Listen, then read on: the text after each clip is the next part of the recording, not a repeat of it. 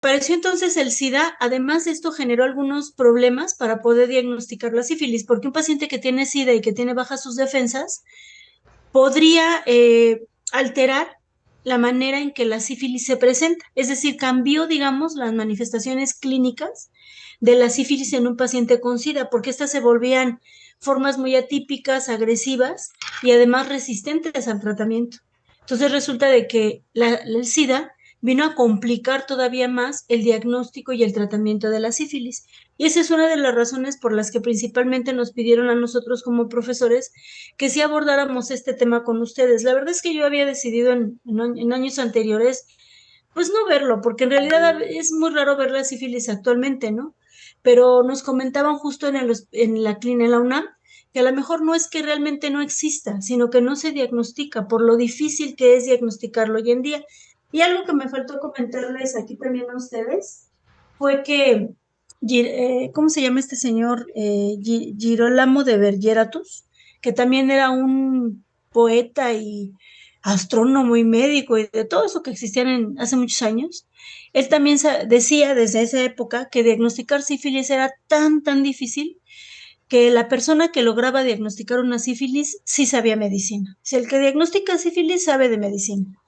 Y lo hacía justamente porque tiene tantas manifestaciones clínicas que podría parecerse a tantas enfermedades que eso todavía hace que se complique más hacer su diagnóstico. Entonces, por eso es importante conocerla, sobre todo para pensar o tener la posibilidad de sospechar en ella, ¿no? Porque si no la conoces, pues no vas a sospechar de ella, ¿no? Bueno, entonces vamos a ver,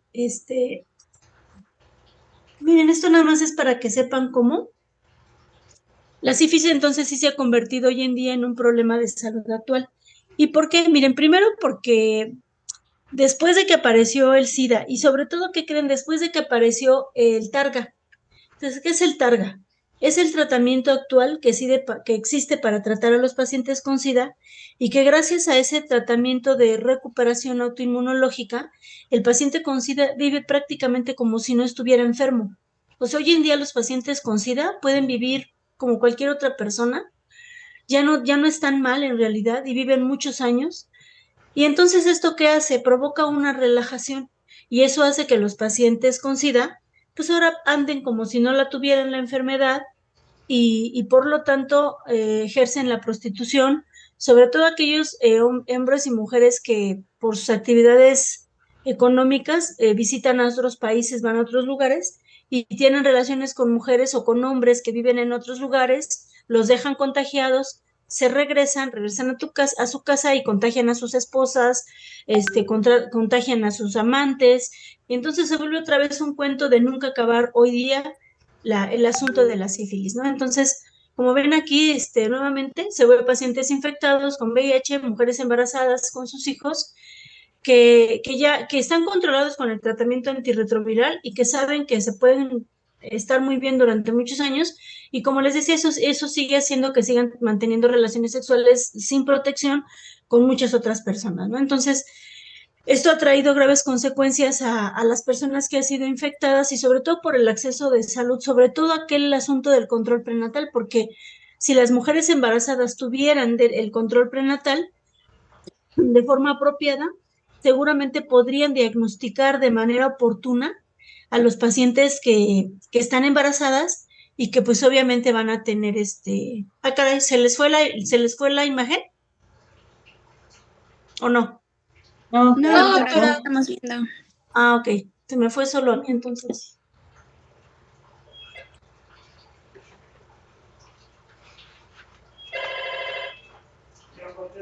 No, yo contesto. Ah, es para ti. Entonces resulta de que las mujeres que viven en pueblos o en zonas rurales y que no tienen acceso al servicio de salud de manera fácil, pues nunca van a hacerse su control prenatal y es una de las oportunidades más importantes que tenemos como médicos de detectar esto en fase temprana y ayudar a esa mujer y a su hijo, ¿no? Cuando está embarazada, pero pues ya ven que los servicios de salud siguen siendo deficientes en nuestro país hasta la fecha, ¿no?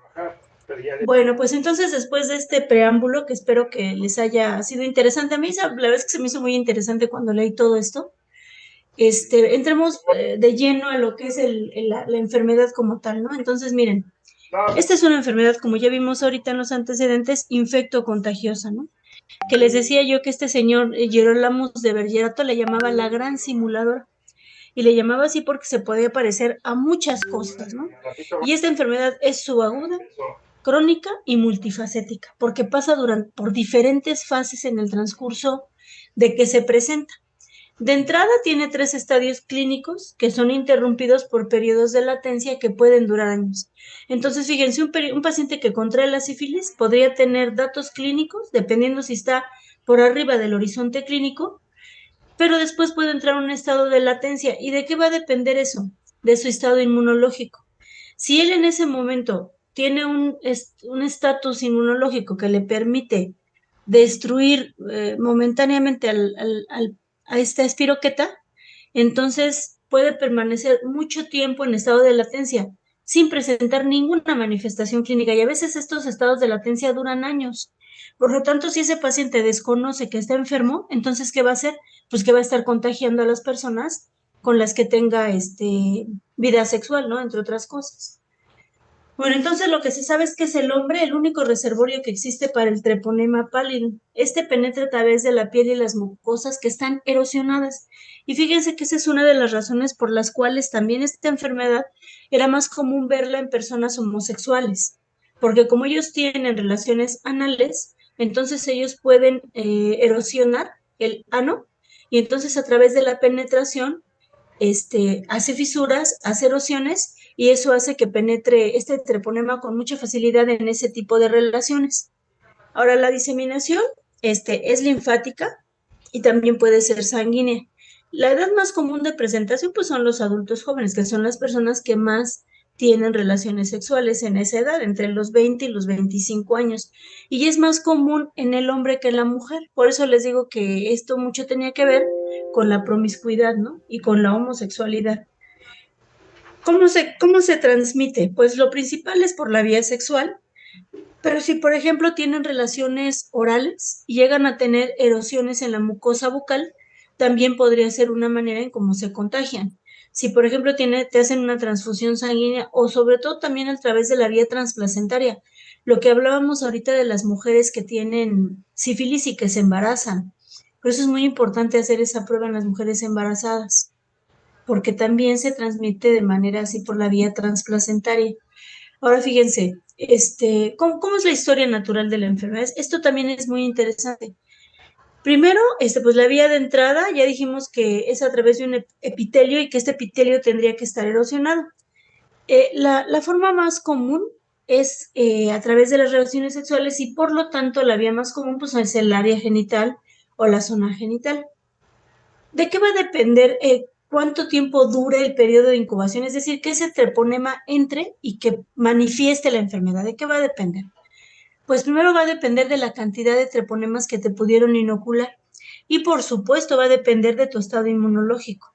Por eso les digo que esta enfermedad se volvió a soltar con la era del SIDA, porque el sistema inmune estaba deprimido. Pero si no está deprimido, si eres una persona inmunocompetente, este periodo de incubación podría tardar mucho tiempo, e incluso podría no enfermarte si tu sistema inmunológico permite destruir en ese momento a la espiroqueta. Vamos a suponer que no fue el caso y que sí te contagiaste, y entonces vas a tener sífilis temprana, que es la primera etapa de la sífilis primaria o sífilis temprana. Si no lograste eliminar al treponema en esta parte, entonces vas a evolucionar a la sífilis secundaria y a la sífilis terciaria. Entonces, la sífilis terciaria es tardía, es la última etapa de la sífilis terciaria. Y pues en teoría la gente no debería, con un tratamiento apropiado, llegar a esa etapa. Y tampoco llegaría si sus defensas fueran intactas, es decir, que tú esperarías que ese paciente tenga algún inmunocompromiso, ¿no?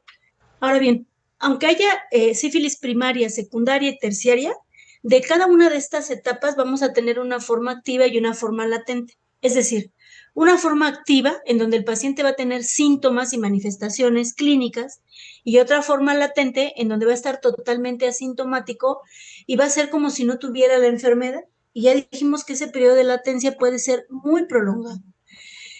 El horizonte clínico, que le vamos a llamar así, el momento en que el paciente empieza a tener manifestaciones clínicas de la enfermedad, atraviesa por 4 estadios, que ahorita los vamos a ver en la pirámide de Morgan, en donde inicia con la etapa tardía y temprana, que corresponden a la activa y a la latente de cada uno de estos estadios.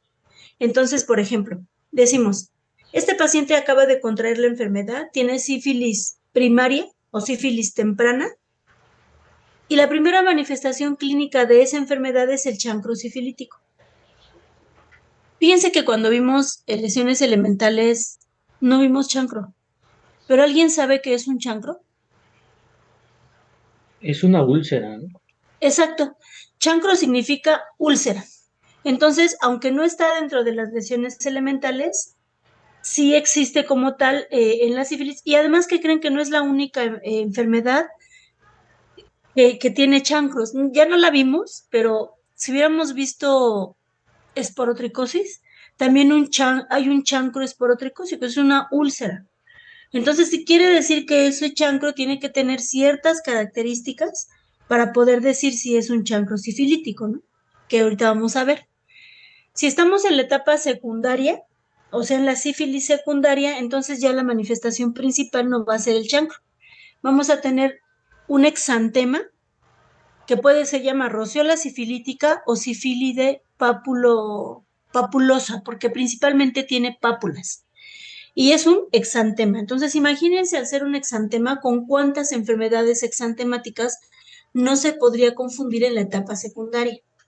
Y finalmente vamos a la etapa tardía de la sífilis, o sea, la sífilis terciaria, en donde las manifestaciones cutáneas van a depender de qué parte, digamos, en qué parte de ese estadio te encuentras.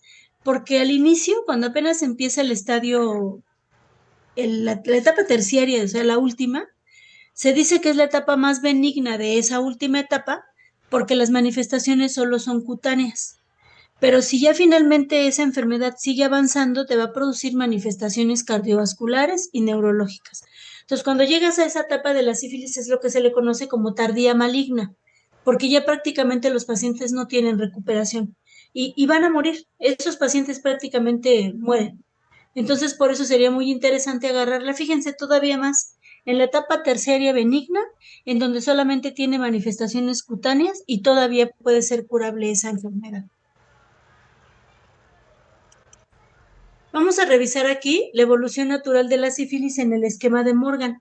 Este esquema viene dibujado ahí en su libro y la verdad es que está muy práctico, es muy fácil de comprender. Y si ustedes lo revisan muy bien, van a entender perfectamente toda la evolución o la historia natural de la sífilis. Entonces, miren, veamos. Primero, la vamos a dividir en 4 cuadrantes, en donde en el primer cuadrante vamos a tener las formas, digamos, más tempranas de la sífilis, digamos así, la forma primaria y secundaria. Y en el segundo cuadrante vamos a tener la forma terciaria, que incluye a la tardía benigna, a las manifestaciones cardiológicas y a las manifestaciones neurológicas. Y debajo de estos cuadrantes vamos a tener el horizonte clínico, porque se va a referir a los periodos latentes entre uno y otro estadio. Entonces, tú puedes tener sífilis primaria, pero puedes estar en periodo latente. Puedes tener sífilis secundaria y puedes estar en periodo latente. Incluso puedes tener sífilis terciaria y también estar en periodo latente. Entonces, por eso ese horizonte clínico es muy importante, porque significa, perdón, que vas a tener o no manifestaciones cutáneas o cardiológicas o neurológicas, ¿no? Entonces, miren, revisando otra vez el esquema. La letra Che, significa chancro, que es la primera manifestación de la sífilis. La letra S significa secundarismo sifilítico. Y esta línea que une a la letra Che con la S, secundarismo, significa primosecundarismo. Es decir, que un paciente que tiene sífilis primaria, rara vez, pero podría suceder que al mismo tiempo presente sífilis secundaria, o sea, que presente manifestaciones clínicas de primosecundarismo y de sífilis secundaria, ¿no? Entonces, la R, el último triangulito al final, significa que es un paciente que aparentemente se había curado, que ya no tenía la enfermedad, pero que de repente tiene una recaída. Y entonces vuelve a tener otra vez manifestaciones de sífilis primaria o de sífilis secundaria. Si el paciente se curó, porque puede ser que se cure en esa etapa, ya no avanza al estadio terciario de la sífilis. Pero si avanza a ese estadio terciario, entonces ahora diremos, tiene manifestaciones tardías benignas que solamente abarcan sífilis, manifestaciones cutáneas, o tiene alteraciones neurológicas o cardiovasculares que corresponden a la etapa tardía de la sífilis, ¿no? Y más o menos este horizonte puede ser dividido por un periodo de 2 años, fíjense, de 2 años. Entonces, podría ser que un paciente ya tenía más de 2 años de que en teoría él ya estaba curado y empieza a tener manifestaciones de sífilis terciaria. Eso podría suceder. Entonces, vamos a ver sífilis primaria. ¿Cómo se manifiesta la sífilis primaria? De acuerdo a este esquema de Morgan, que fíjense cuánto duró este esquema de Morgan, desde 1932 hasta 1972, que fue cuando decidieron suspender ese estudio, porque detectaron que lo estaban haciendo, pues bajo esas condiciones que les comenté. Entonces, fíjense, sífilis primaria. El periodo de latencia puede ser hasta de 3 meses y el periodo de incubación puede ser de 21 días o de 10 a 90, ¿no? Vamos a ponerle un promedio ahí de 20 días. Y entonces lo primero que vamos a observar ahí va a ser el chancro sifilítico. Ese chancro sifilítico ya dijimos que es una ulceración que aparece casi siempre en el pene, casi siempre en el pene. Y puede ser única o pueden ser múltiples. Lo más común es que sea solo una, ¿no? Pero ¿qué creen? Que ese chancro o esa úlcera es totalmente asintomática, o sea, no se siente nada, no hay material seropurulento, no hay sangre, no hay nada. Entonces el paciente, la mayor parte de los pacientes, no consultan. ¿Y saben por qué no consultan? Porque les da pena. O sea, les da pena ir con un médico y mostrarles el pene, y por eso prefieren no asistir. Y como no sienten nada, entonces pues así se dejan hasta que llega un tiempo en el que afortunadamente, si el paciente es inmunocompetente, se le cura solito y se le desaparece. Entonces puede ser que pase inadvertido si es el caso de una mujer y entonces ese chancro se encuentra en el introito vaginal, porque como no duele, ella puede tener relaciones sexuales sin darse cuenta de que ahí tenía un chancro sifilítico. Pero a ver, ¿quién de ustedes me podría decir en qué otra parte del cuerpo podríamos encontrar chancros sifilíticos aparte del área genital? En la mucosa bucal. En la mucosa Exacto, bucal. en la mucosa bucal. Y entonces también ahí podrían darse cuenta de que lo tienen, pero como otra vez no se siente nada, entonces la mayor parte de las veces los pacientes no consultan, ¿no? Si, por ejemplo, en ese momento nosotros como médicos pensáramos o sospecháramos de esa enfermedad, si tenemos un paciente con un chancro, entonces buscaríamos si tienen adenomegalias, que están cercanas al sitio donde se encuentra este chancro. Y tan es así que le llaman así como el ganglio perfecto, porque no falla, que aparece ese ganglio así grandote, que además es móvil y no se fistuliza, y la piel que lo cubre no se modifica, está igual, o sea, la piel se ve aparentemente sana, pero el ganglio ahí está, y está grande. Pero pues obviamente casi no tenemos la curiosidad de buscarlo. Ya dijimos que si el paciente es inmunocompetente, se va a resolver más o menos en un periodo de 3 a 6 semanas, pero eso no significa que el paciente esté curado. La infección permanece y progresa. Sí se puede curar en algunos casos, pero en la mayor parte de los casos la enfermedad se convierte en latente y progresa. Entonces, en esos casos hay que hacer un diagnóstico diferencial, fíjense, con herpes simple, porque en las vesículas del herpes simple podría suceder que, como las vesículas están agrupadas en racimos, que se junten entre sí y que formen una úlcera, las propias vesículas. Entonces se tendría que descartar herpes simple, chancroide, que no lo vamos a ver, que es una enfermedad venérea que en su momento ustedes verán, con linfogranulomatosis venérea, con tuberculosis cutánea, con úlceras por citomegalovirus, balanitis erosivas y hasta un carcinoma epidermoide, porque si recuerdan cuando vimos cáncer de piel, dijimos que también el carcinoma epidermoide se puede manifestar como una úlcera que no cicatriza. Entonces vean, tan solo en la etapa de chancro, con cuántas enfermedades se puede confundir. Ahora, por ejemplo, si ustedes dicen chancroide, linfogranuloma venéreo o úlceras por citomegalovirus, tendría que ser un paciente que está inmunocomprometido, un paciente con VIH. Son los que tienen esas enfermedades o que son demasiado promiscuos, ¿no? Para tener enfermedades venéreas. Bueno, pues aquí tenemos una foto donde vemos un chancro sifilítico y vean cómo es una úlcera así ensacabocado, ¿no? Bien hechecita, bien formatita, se ve que tiene los bordes infiltrados, no se ve de aspecto sucio, no se ve supurativa, o sea, no hay pus, no hay nada, se ve de fondo limpio, ¿no? En realidad. Y aquí tenemos otros ejemplos de otros pacientes de otros chancros sifilíticos y volvemos a ver otra vez igual, miren, una úlcera totalmente limpia, de bordes apenas elevados, poco profunda, de fondo limpio, no supurativa, no dolorosa, y esa es la característica más importante. Miren, aquí les voy a estar presentando un caso de un paciente que yo vi cuando estaba en la 26 y que, para serles bastante honesta, a mí ni siquiera se me ocurrió al principio que eso podía tener sífilis. De entrada, porque tiene varios chancros, no solamente uno, lo cual es raro. Y además les voy a mostrar que mira, aquí tiene esta otra foto de ese mismo paciente. Ven cómo tenía estas erosiones en el pene de tantos chancros que ya se habían puesto ahí. Y además fíjense cómo también tenía chancros en la boca. Entonces, pues eso es sumamente raro, ¿no? Ver chancros muchos en todas partes. Bueno, entonces entramos a la etapa secundaria de la sífilis. En la etapa secundaria, puede ser que el paciente ya entró en un periodo latente y entonces desaparecieron las manifestaciones clínicas y de repente empieza a tener este secundarismo. Y este secundarismo ya dijimos que se manifiesta principalmente por un exantema. Entonces, en ese exantema vemos cómo puede ser de diferentes formas, ¿no?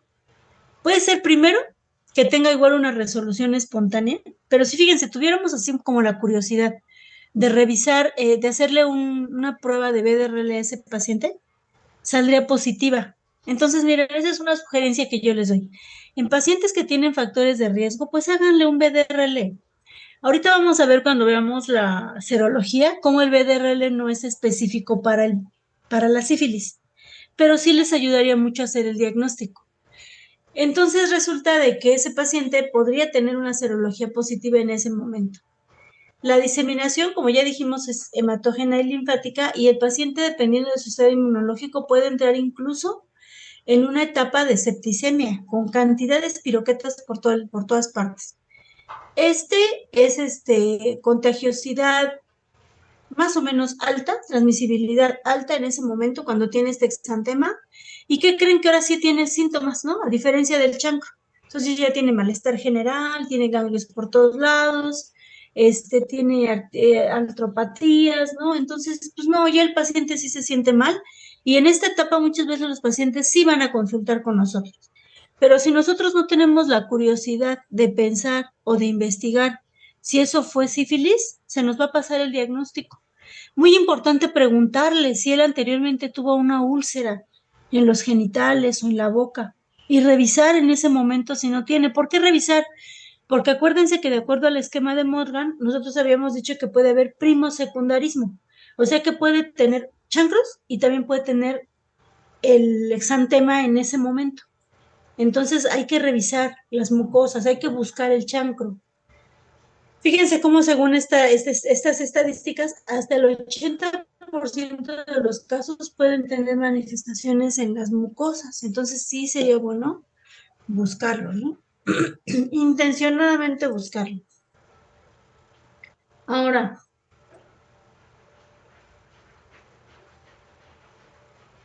¿qué otras manifestaciones podemos encontrar aparte del exantema que está diseminado, ¿no? En tronco y extremidades? Podemos encontrar manifestaciones en piel cabelluda, en extremidades, en la región anogenital. Y principalmente, ya dijimos que el exantema es papuloso. Entonces tenemos que buscar pápulas, que pueden ser pocas o pueden ser muchas, o pueden estar aisladas o pueden confluir entre sí, pero a fin de cuentas tienen que ser pápulas. Esa es la manifestación más importante. La segunda manifestación son los condilomas planos. Entonces, fíjense, condilomas planos que no tienen nada que ver con el virus del VPH, porque el virus del VPH produce lesiones exofíticas en los genitales, que dijimos que parecen coliflores.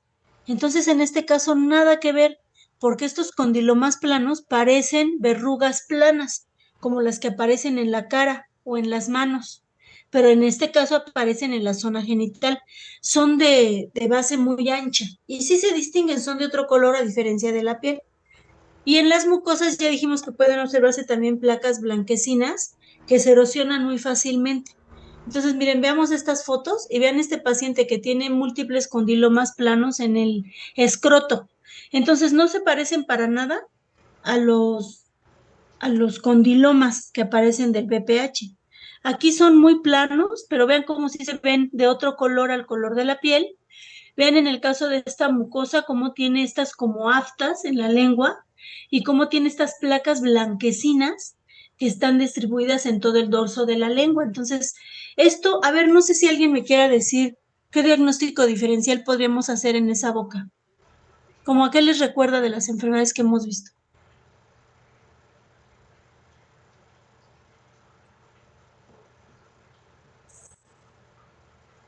Pues también se podría confundir con herpes, ¿no?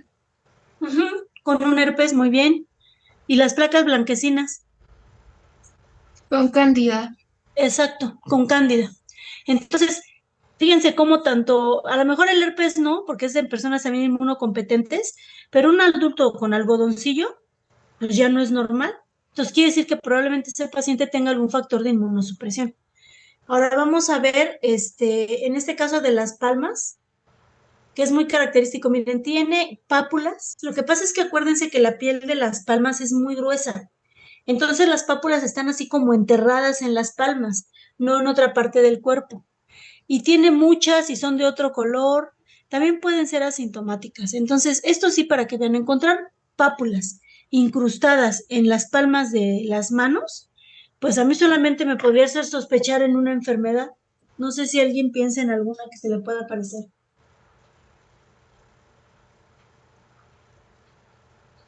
De las que hemos visto, por supuesto. A ver, acuérdense cuáles enfermedades les dije yo. Revisen palmas, plantas y mucosas. Siempre revisen palmas, plantas y mucosas.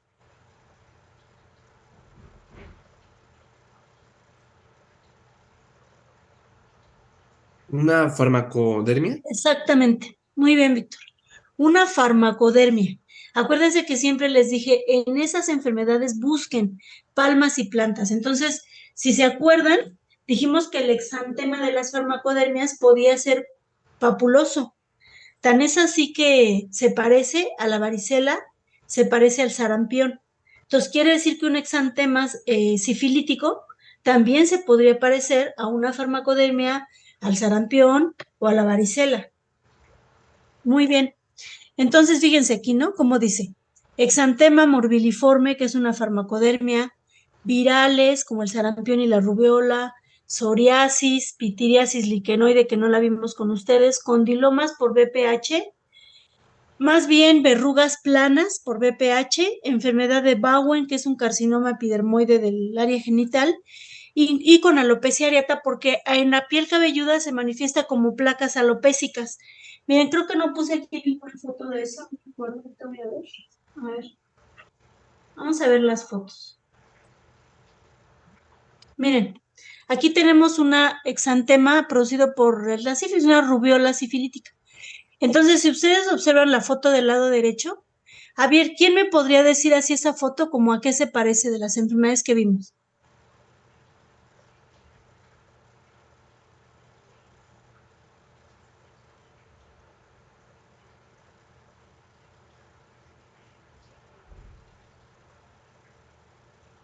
Se puede parecer a una farmacodermia, se puede parecer a una tiña muy diseminada, se puede parecer a una psoriasis, Miren, ven esta pápula que está del lado derecho, cómo está infiltrada y escamosa en la superficie. Entonces, ¿se acuerdan que dijimos que hay una psoriasis gutata? Que son pápulas que están regadas en todo el cuerpo. Entonces, también se podría parecer a eso. Miren, vamos a ver esta otra, que también esta es una sifílide papulocostrosa. Entonces, si observan las pápulas, están como decapitadas. Sí, o sea, no tienen la parte superficial, están necróticas, algunas de ellas, y algunas de ellas tienen costras en las superficies. Entonces, a ver, ¿cómo qué enfermedades de las que hemos visto creen ustedes que se les pueda parecer a esto? Herpes zóster, pero ese solamente se diseminaría a un dermatoma, entonces no podría Ajá, ser. y entonces, ¿cuál sería el símil del herpes zóster que sí puede ser generalizado? ¿El eczema herpético? Fíjate que más que el eczema, porque es eczema, como su nombre lo dice, y aquí lo que vemos son pápulas necróticas, pues entonces, a ver, si es el virus del herpes zóster, ¿qué otra enfermedad provoca durante la primera infección? ¿Podría ser también varicela? Exacto, varicela, por eso se llama varicela zóster. Entonces, ¿por qué no es herpes zóster? Porque no sigue el trayecto de un dermatoma, pero sí parece varicela. Entonces se puede confundir con el virus de la varicela zóster. Muy bien. Ahora fíjense, si solo veo pápulas decapitadas por el rascado con múltiples costras en una mujer adulta que las tiene diseminadas, cuando menos en esta foto que les estoy enseñando, desde los hombros hasta las rodillas, ¿qué otra cosa podría ser? A ver, recuerden que enfermedad es muy pruriginosa, que en los adultos solamente afecta de los hombros a las rodillas y que no la podemos diagnosticar porque no tiene lesiones elementales características. Lo que vemos son las pápulas La decapitadas. escabiasis. Exactamente. Eso podría ser una escabiasis. Entonces, si es una mujer indigente o promiscua o prostituta, eso podría ser una escabiasis. Muy bien. Estas son las fotos del señor que yo vi, las que les enseñé que tenía múltiples chancros tanto en la zona genital como en la boca. Y vean cómo también este señor tiene un exantema en la parte anterior y posterior del tórax. Entonces, fíjense, ¿no? Cómo pues cómo también en este caso, este paciente tenía primo secundarismo sifilítico, lo cual es muy, muy raro, ¿eh? Vamos a ver estas otras fotos, que esta mano ya las mencioné hace rato. Aquí está otra mano en donde también se ven estas pápulas engastadas en la piel y también en las plantas. Es característico ver palmoplantar. A ver, alguien que me diga por qué esa foto de las pies no es una tiña. Porque sí podría parecer una tiña, ¿cierto? Tiene Sí, toda la pero las tiñas descamación comúnmente prácticamente. son unilaterales. Entonces, y aquí estamos viendo lesiones bilaterales. Las tiñas de los pies sí son bilaterales. Las que son las unilaterales son las de las manos. Ajá. Entonces, ¿qué otra cosa les llama la atención? Sí tiene descamación bilateral, tiene eritema, También puede ser que no está, invadiendo todo el pie, o sea, solo se encuentra como en una región. con una región, sí, podría ser. ¿Y qué otra cosa? ¿Alguien más le llama la atención alguna otra cosa? ¿Que es simétrico y no hay escamas? Ay, perdón, no te escuché. ¿Que hay simetría y no hay escamas? Ah, ok. Pues sí, tiende a ser simétrico, efectivamente. Pero de hecho sí parece sí parece tiña, ¿eh? O sea, si yo no supiera en el contexto, en el contexto de ese paciente, y yo viera los puros pies en una foto, yo diría eso es una tiña. Sin embargo, lo que llama la atención aquí son esas pápulas que están engastadas, incrustadas en las plantas de los pies, porque eso no se tendría por qué ver en una tiña. Entonces, esas pápulas te hacen sospechar de que podría ser otra cosa también lo que tenga ese paciente, pero sí parece una tiña, por supuesto. Miren, aquí tenemos otras fotos, otra vez estas condilomas planos que están aquí engastados en todo el escroto, donde se observa otra vez estas verrugas planas que sí parecen condilomas. De aquí enfrente hasta parece una cresta de gallo, como en el caso de los del virus del VPH, pero pues otra vez, ¿no? En el contexto de un paciente con sífilis corresponden a los condilomas planos de la sífilis y por lo tanto no es una infección viral.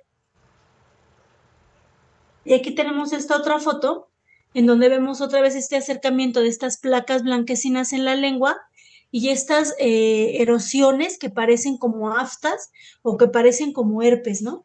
Entonces también eso es muy característico de la sífilis. Entonces fíjense, hasta ahorita vamos con la sífilis secundaria y vean a cuántas enfermedades se puede parecer de todas las que llevamos y de las que ya hemos visto. Por eso a mí me gusta dar esta clase de sífilis al final de todas, porque ustedes ya están más o menos en condiciones de ver a qué otras cosas se pueden parecer de lo que hemos visto. Y miren, aquí dice alopecia en mordidas de ratón. Entonces, fíjense, apenas ayer vimos alopecia areata y vemos que son áreas totalmente casi desprovistas de pelo. Sin embargo, aquí parecen mordidas de ratón, o sea, son muy pequeñitas y están así totalmente, como les dijera yo, como no están totalmente calvas, sino que unos pelos están largos y otros pelos están chiquitos, como en el de la tiña. ¿Pero por qué no se parece a la tiña? Porque no hay prurito, porque no hay descamación, porque no hay eritema. Solo están cortados los pelos así. Estos pacientes con sífilis secundaria sí se sienten mal, ya dijimos, tienen malestar general, artralgias, tienen hepatoesplenomegalia, síntomas oculares, síntomas generales. En ese momento el paciente todavía podría ser curable, porque ya dijimos que la penicilina hoy por hoy sigue siendo el tratamiento de elección. Sin embargo, podría ser que otra vez desapareciera el horizonte clínico y entrara otra vez a una fase latente en donde ya no hay signos clínicos, o sea, otra vez está asintomático.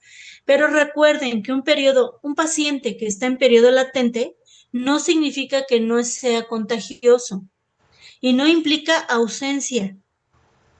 Es una progresión de la enfermedad. Si hay una recaída, esta casi siempre ocurre en el primer año de vida y generalmente lo que vemos son pápulas cubiertas de costras y escamas, como si fuera un secundarismo sifilítico. Es lo que vemos en las recaídas. Y finalmente, pues vamos a la última fase de la sífilis, que es la etapa tardía. Y fíjense cómo solamente el 30% de los pacientes inmunocomprometidos llegan a esta etapa y puede ser hasta después de 20 años de la inoculación. Fíjense eso nada más. Por eso este señor que yo vi, pues yo digo que ya fue después de muchísimo tiempo de la inoculación, o pues no sé, yo en ese momento como no me imaginé que era sífilis, no lo interrogué mucho en relación a cómo había sido el mecanismo de contagio. Cuando ya lo sospeché después de una semana que estuve intentando así decir, ¿qué será lo que tiene ese señor? Le mandé a hacer un cultivo y le mandé a hacer el BDRL, pues ahí fue donde me di cuenta que era sífilis, ¿no? Entonces ya mandé llamar a su esposa, a él, y la verdad es que, pues aparentemente no había factores de riesgo, aparentemente, pero bueno, yo digo que finalmente, pues estaba ahí su esposa, ¿no? Entonces tal vez el señor no quiso decir nada, y ya ven que les comento que estos señores solían tener muchas parejas, ¿no? Muchas parejas sexuales, en fin. Entonces en la etapa tardía, que puede ser desde el inicio hasta 2 años después de que se inoculó o hasta 20 años, no hay lesiones clínicas, pero sí hay anticuerpos positivos y es todavía 100% curable. Si ahí les diéramos el tratamiento, los podíamos curar. Pero dice aquí que también es estropeable porque si no les damos el tratamiento apropiado, si no les damos la penicilina en las dosis que debe de ser, lo único que vamos a lograr es enmascarar la enfermedad. Se va a volver a hacer latente y van a volver a desaparecer las manifestaciones.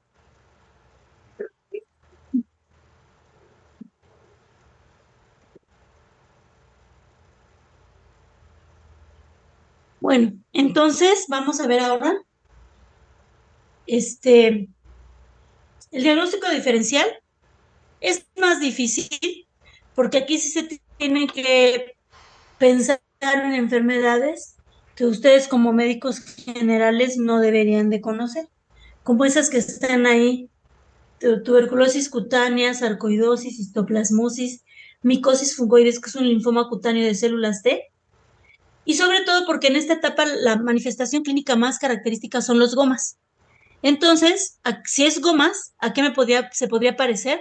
A una forunculosis, a un lupus profundo o otras enfermedades que también ustedes pues ya no van a conocer. Solamente en la etapa terciaria de la sífilis es cuando ustedes a lo mejor lo podrían sospechar, ¿no? Entonces, miren, vamos a ver esta foto en donde vemos estos gomas, vean estos hoyos impresionantes que se hacen en el paladar blando de estos pacientes y que llegan incluso a atravesar todo el hueso como tal. Estos inician como nódulos, después se convierten en gomas, después ya hay una necrosis, hay una periostitis y terminan con estos perforaciones en el hueso. E incluso vean esta persona aquí con la famosa nariz sencilla de montar, que también se puede ver en la lepra, por cierto, porque se destruyen los huesos propios de la nariz.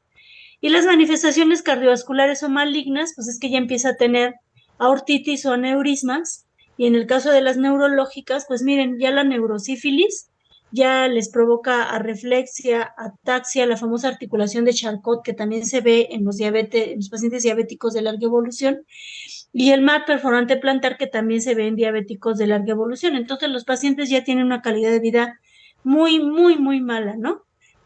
Mira estos dientes de aquí de sable que se les llama y que también son muy característicos de la sífilis.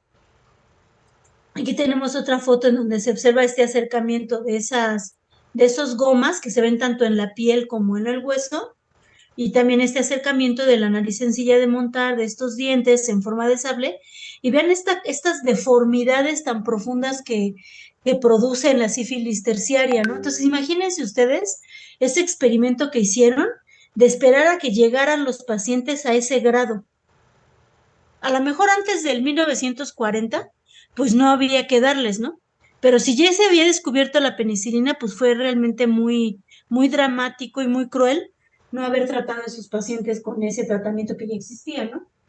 Bueno, entonces, vamos a ver nada más rápidamente algo sobre la sífilis congénita, porque también es importante, sobre todo ustedes como médicos generales, no se olviden de cuando hagan ese control prenatal en las señoras, hacer que se tomen esa prueba de la sífilis es muy importante. Entonces, miren, esta se puede contraer durante la gestación, en el posparto o en el puerperio inmediato, se puede presentar este problema. Si es en la etapa temprana, ya dijimos que es hasta 2 años, y la etapa tardía ya de más de 2 años, ¿no? Me estoy refiriendo al bebé. En este caso me estoy refiriendo al bebé. Es decir, que el bebé podría haber adquirido la infección durante la etapa de la gestación, durante la etapa del posparto o en el puerperio. Y si empieza a manifestar la enfermedad antes de los 2 años de vida, se considera sífilis temprana, y después de los 2 años de vida se considera sífilis tardía. Entonces, ¿cómo se contagia este bebé? Pues a través de la vía transplacentaria, a través de la transmisión sanguínea, a través del parto, en contacto con sangre, con secreciones vaginales. Y los factores de riesgo principal aquí en este caso, pues ya dijimos que es la carencia de los servicios de salud, cuando no tienen un control prenatal apropiado estas mujeres, cuando son trabajadoras sexuales, cuando son usuarias de drogas o cuando viven en áreas donde hay una alta movilidad de esta enfermedad.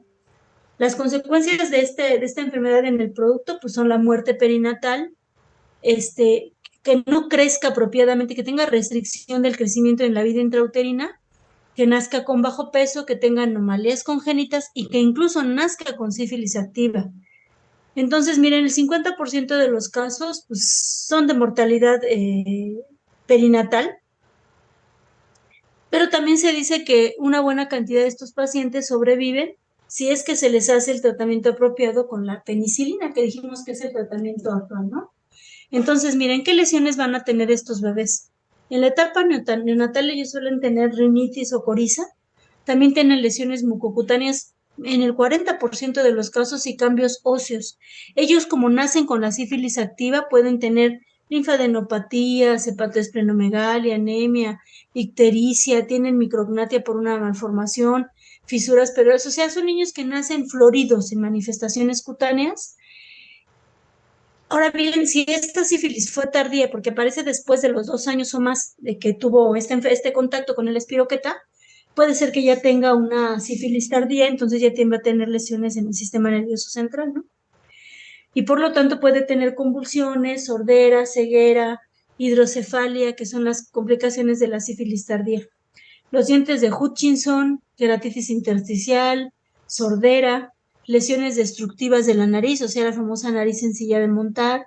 También puede tener gomas, cutáneos u óseos, alteraciones de los huesos, ¿no? De la tibia y el peroné, y muchas manifestaciones que generalmente esos pacientes cuando ya nacen con todo esto, pues terminan siendo vistos a veces hasta por genética, para ver si no tenían un síndrome raro. Y les voy a ser honesto, yo no he visto hasta ahorita ningún paciente con sífilis tardía. Los que yo he visto son con sífilis congénita, y es lo que más frecuentemente ustedes pueden ver.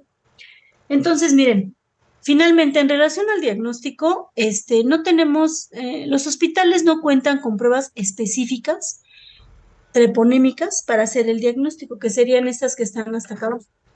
Pero todos contamos con pruebas no treponémicas, que la más común es el BDRL. Que por cierto, ¿alguien sabe qué es el BDRL? ¿Qué significa eso?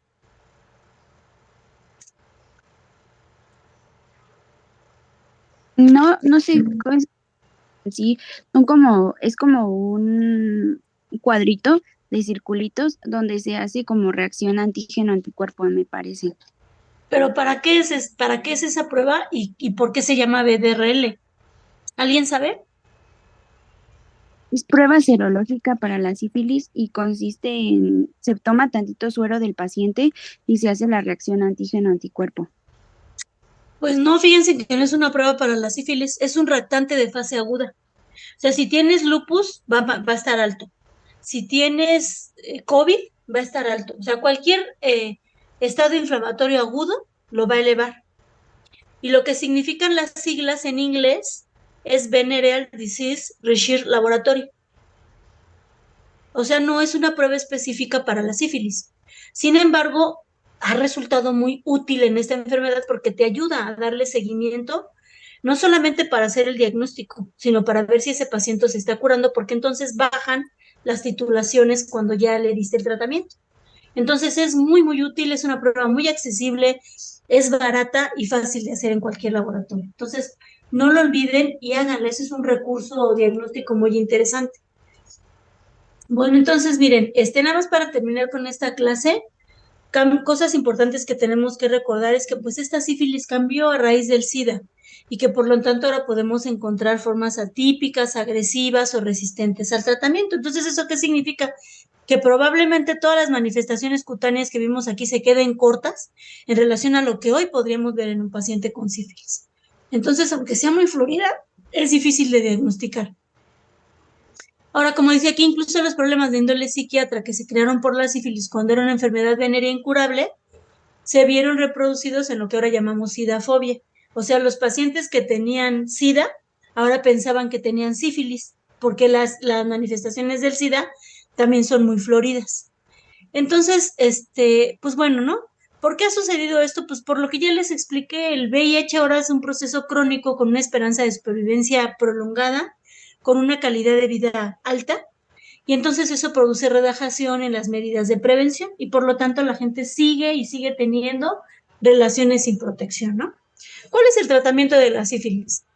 Tanto de la primaria como de la secundaria, penicilina G-benzatínica. Fíjense, no penicilina G-procaína, benzatínica, que yo no sé si alguno de ustedes si alguna vez se la ha aplicado, pero duele una cosa de verdad impresionante cuando te la aplicas. Esta penicilina viene en dosis de 1.200.000 unidades y el efecto es prolongado, dura más o menos 15 días en tu organismo porque es de efecto prolongado. Pues aquí el tratamiento consiste en aplicar 2.400.000 unidades, o sea, 2 inyecciones intramusculares, una en cada pompa, y hoy por hoy sigue siendo el tratamiento de elección más, pues el más efectivo que hay para tratar esta enfermedad. Aquí hay otras alternativas en pacientes que son alérgicos a la penicilina, pero fíjense que hoy por hoy incluso lo que se hace es desensibilizar a los pacientes con sífilis para poderles administrar la penicilina porque es lo único que realmente los cura. En la sífilis terciaria es el mismo tratamiento, solo que aquí se da cada semana por 3 semanas consecutivas. Y les decía yo que esta enfermedad es muy interesante porque no solamente a nosotros como médicos nos debe de interesar, sino que también todo esto que sucedió con ese experimento y que ojalá que lo lean o vean la película, está muy interesante. A nosotros como médicos eso nos debería de interesar y de llamar la atención. Entonces, mire, en este caso de este experimento, pues, falta de respeto a las personas, no había consentimiento informado, las engañaron, les ofrecieron incentivos para que se pudieran enrolar en esta investigación, no les dieron el tratamiento adecuado, aunque ya existía la penicilina. No hubo una revisión constante del estudio, duró tantísimos años y nadie se dio cuenta de que existía. Por lo tanto, hubo una injusticia y además que se utilizó población que era vulnerable, o sea, negros de raza negra, reos y condenados a cadena perpetua, ¿no? Entonces, pues aquí un comentario interesante acerca de estos estudios que nosotros, y de los principios que nosotros debemos de tener como médicos. Recuerden que nosotros nos normamos o nos regimos por 4 principios de bioética. El principio es el de beneficencia, ¿no? Entonces, se faltó a ese principio porque no se buscó hacer el bien a estas personas, que según ellos era por beneficio de la ciencia, ¿no? También autonomía, se violó también este principio porque no se obtuvo su consentimiento informado y se les enroló bajo engaño, ¿no? El de justicia porque se buscó a una población que era vulnerable, indigentes, enfermos, presos, reos, ¿no? Entonces, también eso es una injusticia. Y por último, el de no maleficencia porque, pues, la verdad es que faltamos al juramento hipocrático a no administrarles desde el momento en que se descubrió la penicilina, ese tratamiento, y pues se dejó llevar incluso a la sífilis congénita, ¿no? Porque muchas mujeres que tenían relaciones sexuales con sus parejas ahí, pues terminaron teniendo sífilis y terminaron con sífilis congénita a sus hijos. Entonces, pues bueno, la verdad es que yo digo que esta enfermedad es muy interesante y nos enseña de verdad muchas, muchas cosas en muchos aspectos. Por eso sí se me hacía importante que la viéramos y que la conociéramos. Y pues veo que son muy poquitos los que no entraron a la clase. Eso me agrada, les agradezco a los que tuvieron el interés de haber entrado. Y como les dije, sí va a venir en el examen, porque en eso habíamos quedado. Entonces, por lo pronto, a ver si en el transcurso de la tarde ya les mando todas sus calificaciones. Es que, ¿qué creen que sí? La verdad yo creo que me dio la diarrea del turista, porque de verdad que ayer estuve todo el día en el baño y me siento ahorita un poco mal, pero sí, ya ayer como que ya no hice nada, la verdad. Pero hoy voy a terminar y entonces ya de todas maneras, el martes quedamos, que ya hacemos el examen. ¿A qué horas me dijeron? A las 9, doctora. Bueno, entonces nos vemos hasta el martes a las 9 de la mañana. Bueno, pues entonces muchas gracias a los que asistieron y a los que participaron. Por supuesto que tomen en cuenta quién lo hizo, ¿eh? Gracias, hasta luego. O no sé si tengan alguna duda. Algo no les quedó claro, ya no les pregunté. Doctora, ¿cómo dijo que se llama la película? Mira, se llama, así como, es difícil pronunciarlo, pero se escribe así tal, Cuxquejí, o sea, con K, y al final es una G con doble E. Búsquenla así en el internet. Y está muy interesante esa película. Gracias. Bueno, y que por cierto, ese libro, esa cita que les puse en la primera parte, bueno, es que yo hice un trabajo de sífilis yo hice un estudio de investigación hace mucho tiempo, ¿no? Entonces, cuando yo estaba haciendo los antecedentes y que empecé a leer de esta enfermedad, me llamó la atención que esta estrofa de este libro, en donde primera vez se habla de esa enfermedad, que es Fracastoro de Girolamo, fíjense, 1478 a 1553, pues ¿qué creen? Que ese libro sí estaba ahí en la biblioteca de la Facultad de Medicina, lo cual también se me hizo pues muy interesante, porque vean de cuándo es ese libro, ¿no? Entonces ahora que ya la biblioteca se convirtió en digital, pues quién sabe si hayan decidido conservar toda esa bibliografía, ¿no? Pero a lo que quiero llegar es que de verdad, miren, a mí en lo particular siempre me han dicho que los médicos somos un poco así como, ¿cómo les dije yo? Como ignorantes, porque solo sabemos medicina, o sea, no nos gusta adentrarnos en otras áreas de otras materias. Sí, yo entiendo que estudiar medicina es difícil, pero también hay que darnos tiempo para leer otras cosas, porque eso también nos abre los ojos a muchas otras cosas que son interesantes en nuestra carrera. Entonces, bueno, pues muchas gracias y nos vemos el martes. Hasta el martes, doctora. Gracias. Hasta Gracias, luego. bonito Hasta día. luego. Gracias, doctora.